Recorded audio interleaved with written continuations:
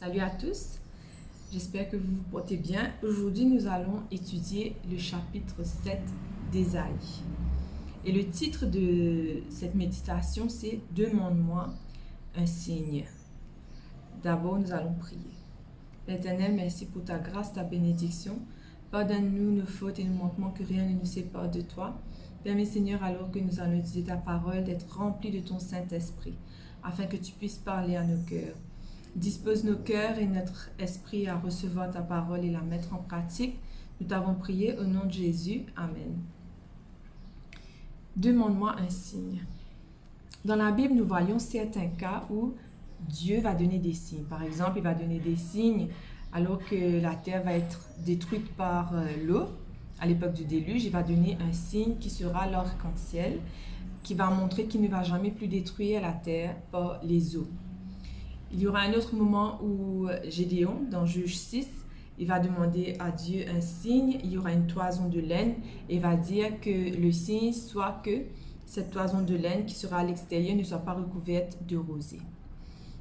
Après, il va demander à ce que uniquement la toison de laine soit recouverte de rosée, que tout autour, tout soit sec.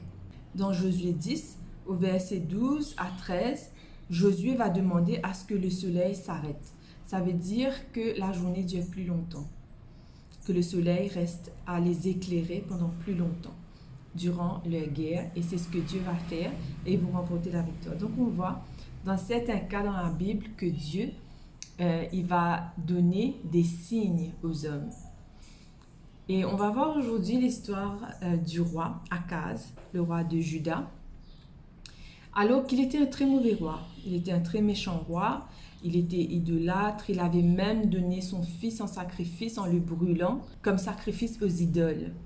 On peut voir cela dans 2 Rois chapitre 16. Mais Akaz, ce méchant roi, ce mauvais roi, va être attaqué par Israël. Le roi c'était Pékak et le roi de Syrie qui était Rétsin.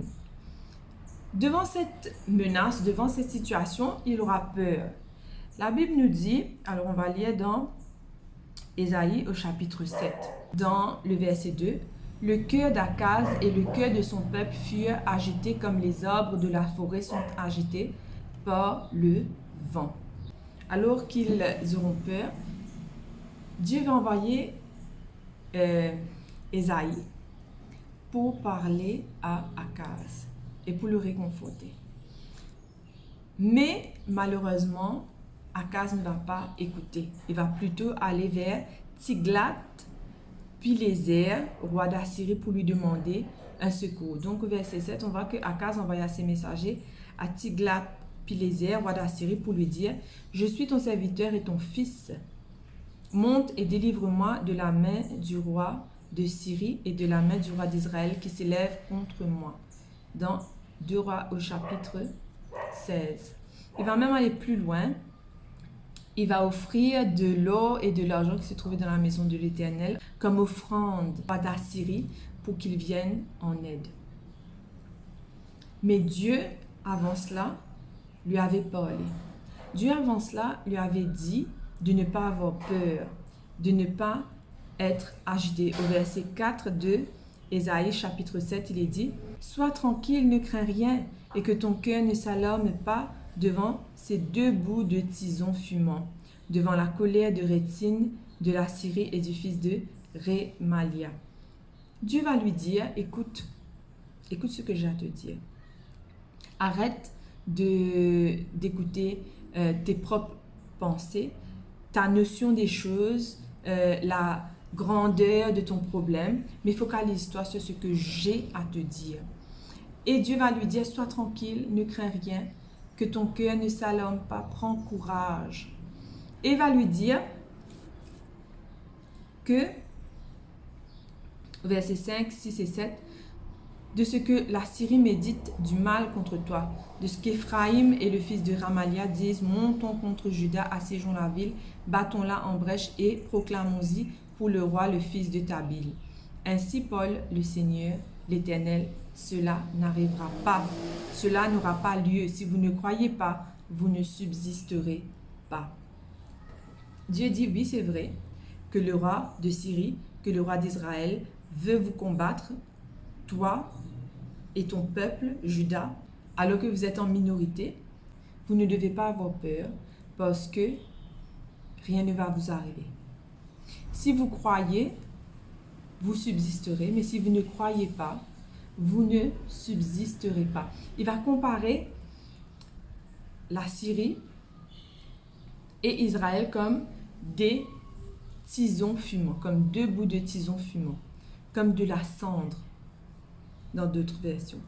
Il va dire que ce que tu es en train de voir comme une incendie, quelque chose qui va jamais s'arrêter, qui est trop grand, ben sache que devant moi, c'est simplement une fumée inoffensive qui va être là que pour un peu de temps. Quelquefois dans nos vies, nous pouvons faire face à des situations comme ça où nous sommes face à une situation tellement grande, ça semble être comme un incendie devant nous, qui ne va pas pouvoir s'éteindre, une situation devant laquelle nous sommes impuissants. Mais Dieu nous dit, ne t'inquiète pas, cette situation-là est déjà réglée.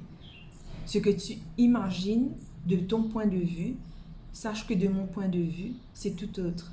Ce que tu imagines comme un grand incendie, c'est simplement de la cendre à mes yeux, c'est simplement beaucoup de fumée. Fais-moi confiance et tu verras. D'ailleurs, la Bible va nous parler de la fois où Moïse va rencontrer Dieu pour la première fois. Il va apparaître dans un buisson ardent, un buisson qui était comme du feu, mais qui ne se consumait pas. À une autre reprise, il y aura les enfants d'Israël, c'est-à-dire Shadrach, Meshach et Abednego, qui vont être jetés au feu parce qu'ils ne vont pas adorer la statue de Nebuchadnezzar, du roi de l'époque, et vont être jetés au feu. Mais, malgré le fait que la fournaise était chauffée 7 fois plus et que ceux qui sont partis chauffer cette fournaise sont morts à cause de la chaleur, ils vont rentrer et c'est seulement leurs liens qui vont brûler. Ils vont sortir de cette fournaise et leurs cheveux ne vont pas sentir de fumée, leurs vêtements ne vont pas sentir de la fumée. Il n'y aura même pas une tache sur eux, ils vont être complètement intacts. Et le roi, alors qu'il est en train d'attendre qu'ils brûlent, va voir qu'il y avait un quatrième homme avec eux. Et cet homme avait un aspect de Dieu.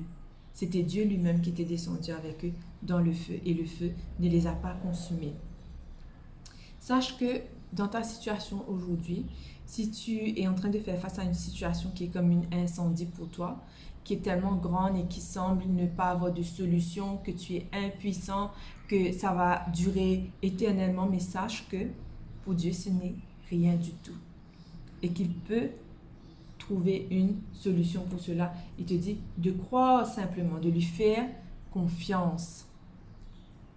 Dieu t'appelle à croire en lui, à croire que la victoire est assurée. Et Dieu va lui dire, il va dire à Akaz, demande-moi un signe, au verset 10 et 11. L'Éternel parla de nouveau à Akaz et lui dit, demande en ta faveur un signe à l'Éternel ton Dieu. Demande-le soit dans le lieu bas, soit dans les lieux élevés. Dieu, malgré le fait que Akaz était un roi méchant qui avait fait énormément de mal autour de lui, qui était idolâtre, malgré le fait qu'il a livré son fils au feu, aux idoles, Dieu voudra avoir une relation avec lui. Dieu va lui dire, demande en ta faveur un signe à l'Éternel, ton Dieu. Dans d'autres versions, en anglais, il va dire, ask for a sign for yourself. Dieu va lui dire, demande-moi un signe pour toi-même, pour que tu saches que j'existe.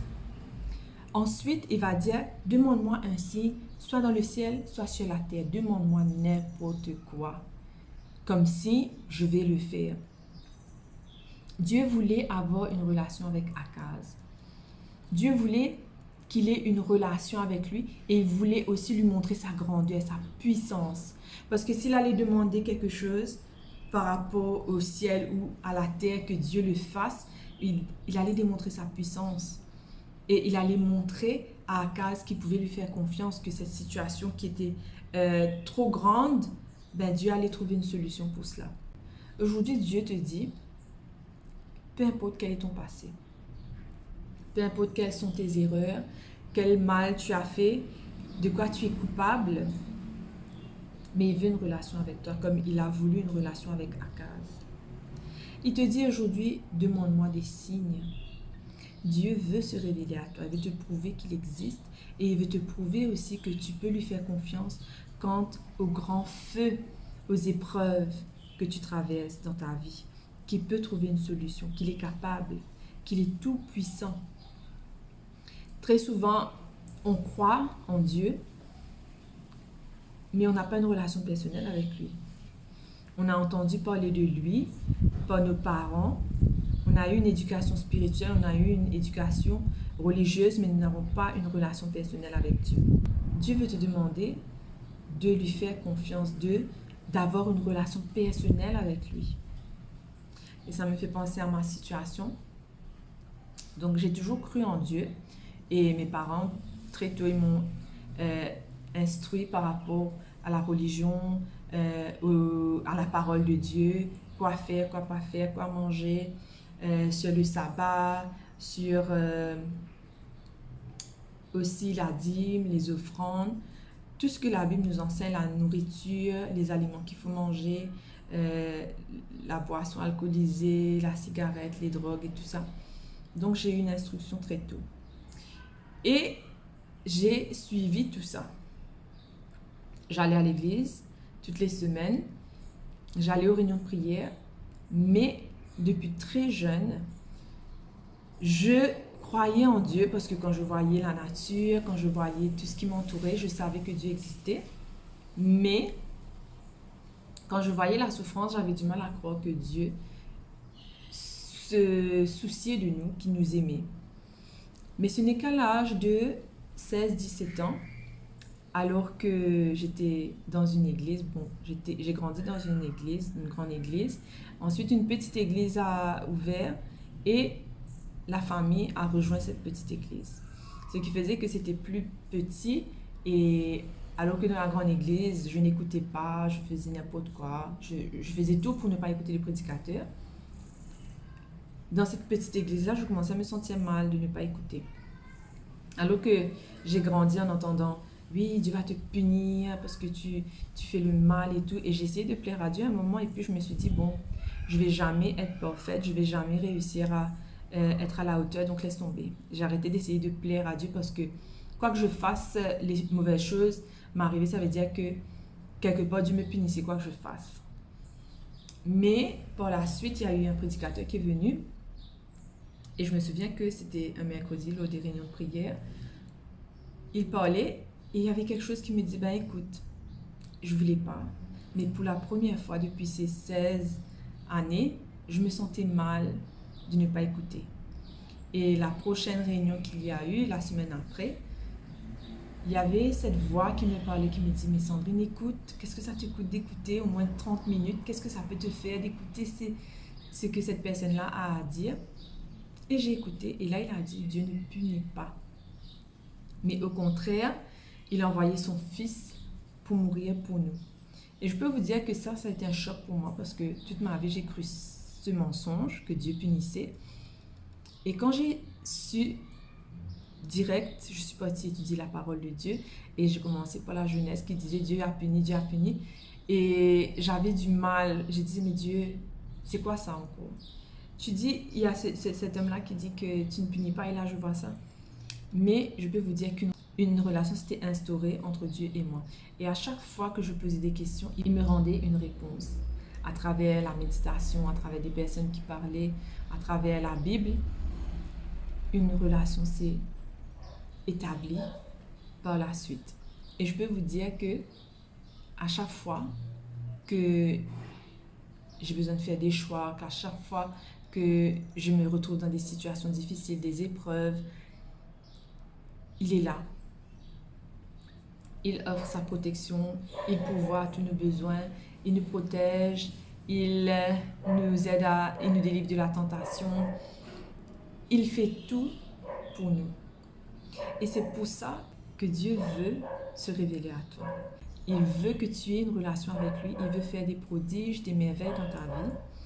Il veut te montrer, il veut te donner des preuves, des signes de son existence, mais aussi des signes que tu peux lui faire confiance quant aux montagnes dans ta vie, quant à la flamme qui est immense, qui va sembler te brûler.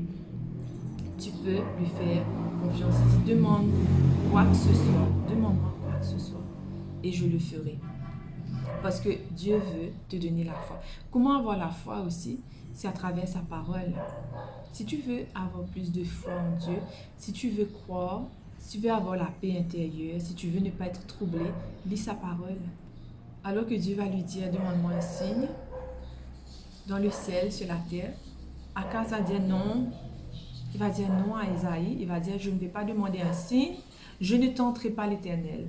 Alors c'est vrai que Dieu nous dit de ne pas tenter, de ne pas le tenter. Dans l'exemple de Jésus, alors qu'il était dans le désert, il n'avait pas mangé 40 jours, Satan va venir le tenter et va lui dire du haut du temple de Jérusalem de se jeter parce que les anges allaient prendre soin de lui, n'allaient pas permettre que son pied ne touche contre une pierre. Et Jésus va dire non, tu ne tenteras pas l'Éternel. Dans quel sens Jésus avait dit ça? C'est parce qu'il n'y avait aucune raison pour le faire. Si Jésus allait obéir à Satan à ce moment-là, ça aurait été seulement pour sa propre gloire et non pas pour la gloire de Dieu. Mais là, quand Dieu va dire à Akaz de lui demander un signe, ce sera pour la gloire de Dieu. Dieu veut te donner des signes. Si tu lui demandes, il peut le faire. Fais-lui confiance. Et la Bible nous dit dans Psaume 34, verset 9, « Goûtez et constatez que l'Éternel est bon. Oui, heureux l'homme qui trouve son refuge en lui. » Dieu te dit de faire une expérience personnelle avec lui. Il veut que tu sois, que tu goûtes à cette relation-là avec lui, que tu goûtes à l'effet que ça fait d'avoir Dieu dans ta vie. Il y aura des commentateurs qui vont dire que la raison pour laquelle Akaz n'a pas voulu, c'est parce que si vraiment il avait demandé un signe et s'il avait cru, cela voudrait dire qu'il allait devoir abide to the rules.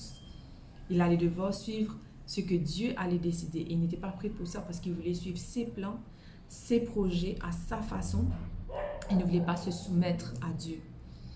Et effectivement, ça va marcher. Il va s'allier avec le roi d'Assyrie. Ça va marcher, il va remporter la victoire. Mais Dieu l'avait déjà dit dans le passé qu'il allait remporter la victoire. Mais malheureusement, ça n'allait pas durer. Dieu va dire à Ésaïe, au verset 3, « Alors l'Éternel dit à Ésaïe, va à la rencontre d'Akaz, toi et Shear-Jashub, ton fils. » Pourquoi Dieu va dire, va à la rencontre d'Akaz, toi et Shear-Jashub? C'est parce que Shear-Jashub veut dire, son nom, le nom de son fils, veut dire un reste retournera. C'était une prophétie que Dieu avait annoncée à travers cela. Dieu avait déjà prévenu Akaz qu'il irait en captivité, que ses ennemis allaient prendre Juda en captivité, mais malgré tout, il allait avoir un faible reste qui allait retourner au pays. Au verset 13, Ésaïe dit alors, « Écoutez donc, maison de David, est-ce trop peu pour vous de lasser la patience des hommes que vous lassiez encore celle de mon Dieu? » Dieu va montrer qu'il est exaspéré face à cette situation, à la réaction de Akaz. Dieu est en train d'offrir la victoire sur un plateau à Akaz et Akaz va refuser. Est-ce que nous ne sommes pas un peu dans la même situation parfois? Dieu veut une relation avec nous. Dieu veut apporter une solution à nos problèmes. Mais on est un peu comme Akaz. On refuse son aide. On préfère se fier à nous-mêmes, se confier à notre propre intelligence, à nos propres projets. Mais Dieu ne va pas s'arrêter. Il va quand même donner encore un signe. Au verset 14, il va dire, « C'est pourquoi le Seigneur lui-même vous donnera un signe. Voici, la jeune fille deviendra enceinte. Elle enfantera un fils et elle lui donnera le nom d'Emmanuel. » On voit que Dieu va annoncer la venue de Jésus. Emmanuel, Dieu avec nous, c'est le nom de Jésus que nous voyons dans Matthieu 1er. Dieu va dire au peuple de Juda à Akaz, Dieu est avec vous. Non seulement Dieu est avec nous, mais Emmanuel, Jésus, va venir sur la terre pour sauver l'humanité. Dieu nous promet sa présence avec nous. Emmanuel, c'est Dieu avec nous. La Bible nous dit, l'Éternel ne sommeille ni ne dort celui qui garde Israël, dans le psaume 121. Il est dit qu'il sera avec nous jusqu'à la fin, dans Matthieu 28, verset 20. Dieu est avec nous et sa présence fait que nous pouvons avoir confiance en lui, que nous pouvons nous tourner vers lui. Dans Psaume 34, verset 17, quand les justes crient, l'Éternel entend. Il les délivre de toute leur détresse. Dieu veut nous sauver. L'histoire de Akaz nous montre l'histoire du salut qui est offert à Akaz et au peuple de Juda. Dieu veut te sauver comme il a voulu sauver Akaz et Juda. Malgré tes erreurs, malgré tes défauts, même ce qu'il y a de pire chez toi, Dieu sait cela. Il veut quand même avoir une relation avec toi. Il te dit de lui demander des signes. Il va te montrer qu'il existe. Il te dit de lui demander des signes. Il va te montrer qu'il peut agir dans ta vie et qu'il peut résoudre les problèmes que tu traverses dans ta vie. Dieu te dit qu'il est là, qu'il est présent et que par rapport à sa présence, ce feu énorme que tu peux être en train de traverser en ce moment, ce n'est que de la cendre et beaucoup de fumée. Ne vois pas la situation, le problème de ton point de vue, mais vois-le du point de vue de Dieu. Dieu est capable de faire l'impossible. Dieu veut faire l'impossible dans ta vie et il te dit, sois tranquille, sois sans crainte, que ton cœur ne s'alarme pas, ne te décourage pas, mais fais-lui confiance. Dieu te dit, si tu ne crois pas, tu ne seras pas établi. Mais si tu crois, tu seras établi sur cette terre, mais aussi sur la terre à venir, pour l'éternité. Aujourd'hui, Dieu te demande, encore une fois, et nous ne savons pas combien de fois encore il le fera, est-ce que tu veux d'une relation avec moi? Est-ce que tu veux voir de quoi je suis capable? Est-ce que tu veux une solution à tes problèmes? Crois en moi. Fais-moi confiance.